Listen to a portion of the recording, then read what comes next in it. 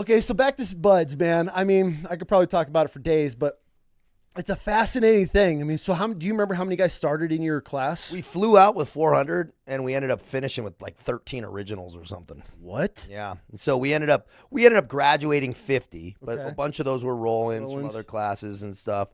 But we had 13 or 15 originals. Out of 400? We classed up with 284. We classed up with 285. Okay. Then we started first phase with 185. So after like 3 weeks, it was like and then we went through Hell Week. It was like 40. And then a bunch of those guys got trimmed away from injuries and stuff. And we finished 13 or 15, I think.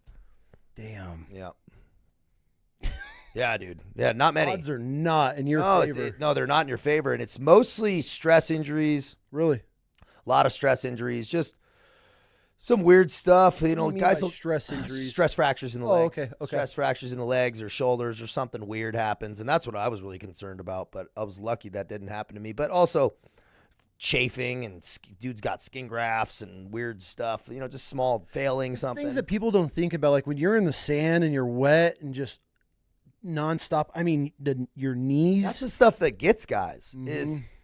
Is there's like triathletes and guys that, dude, I'm an okay athlete at a lot of stuff, but I'm not great at like running or definitely cardio stuff, dude. I just suffer. There was Olympians and guys who were doing triathlons, like massive, huge triathlons, and they'd quit and stuff. And I go, bro, they're like, how's that guy quit? He's a stud on the track. You know, when we were in the sun back in Bud's prep, you know, they were smoke checking everybody and talking shit. And it's like, yeah, because they're not gritty, dude. They're not grimy. They don't have it. They don't, when it's wet and sandy and you have sand in your eyes and you got swamp ass for days, dude. And it's not, everybody's slow and sludging. It's about like just keeping going, and it's not fun anymore, man. How much of it is just mental?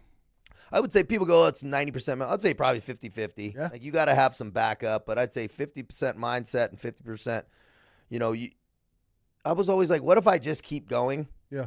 How will it work out? Like, what if I just keep putting, like, I don't think I can keep running, but, so I was like, well, I can't keep running this pace. Well, I'll just kind of slow down, but not stop. And dude, I got hammered.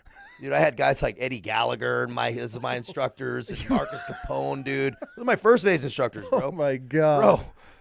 Bro, no mercy. Great SEALs, solid motherfuckers. I got a lot of respect, you know, and, but tough. Yeah. Right. And they were coming back from big employments, and they were like, dude, we're going to be I ended up being at Team 7 with him, you know? And so I see why the community's so small. They're vetting you, dude. And I was wet and sandy on almost every run. They're like, Kavanaugh, you're Goon Squad. And I'd be in the Goon